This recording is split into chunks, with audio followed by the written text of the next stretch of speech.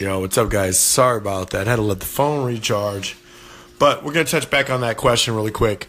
For the boxing purists that watched the video of you and Claressa sparring today that were critical of the sparring, what would you have to say for them?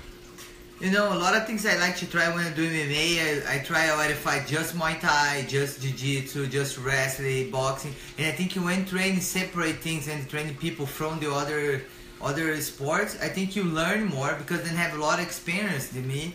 And then, you know, you have to try. Always I think one thing you have to try. You cannot be scared to do something. And you know, I love my job and I want to be better. You know, I want to be getting better and learn every day. And better than Claressa, you know, for teaching me, you know, what to do, you know, and teaching me, punching me, and you know, make me move my head and you learn every day. I think these people is a weak mind, you know, little mind don't like to learn things. So Claressa, you see a lot of MMA fighters, especially women. It seems like the tendency is that they'll still train their striking at an MMA gym instead of, you know, cross training at a boxing gym. What do you think the reason is for some of those athletes maybe not just committing to learning boxing for the sake of boxing? You know? You understand the question? I'm saying some people, they'll train, maybe they'll be in Vegas or they'll be at a place where there's some really famous boxing gyms, and boxing will be the worst part of their game.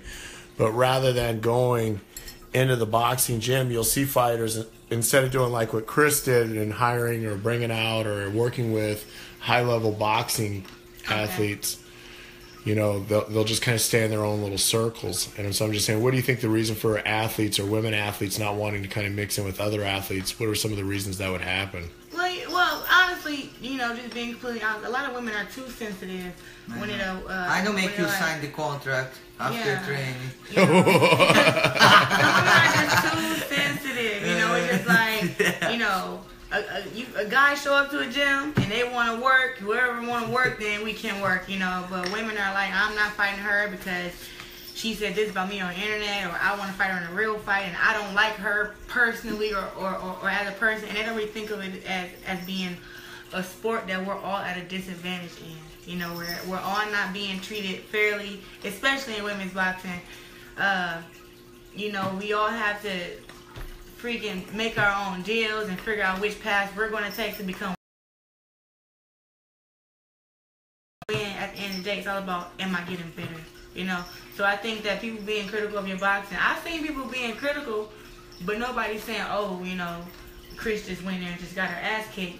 They saw that Cris got some really, really good hands, which they already thought anyway, but I don't think they realized from people that was there in person. Go get a sparring for her. Get a computer. Go get a sparring for her. If you guys would have seen the adjustment, man, and really, it'd be straight. So now the question is there a chance that maybe someday, somewhere, somehow, in a far galaxy way off away, that we could maybe one day see Claressa Shields in an MMA fight?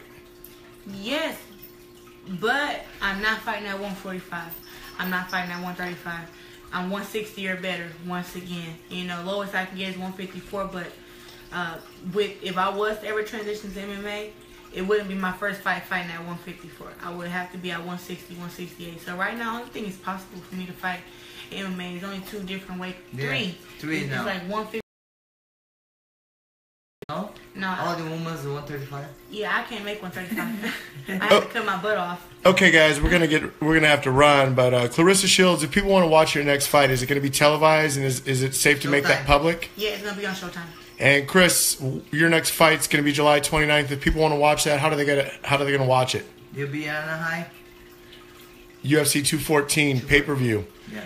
All right, guys. Thank you very much. Make sure you follow at Claressa Shields, at Cris Cyborg. Please like and share the video. Thank you very much.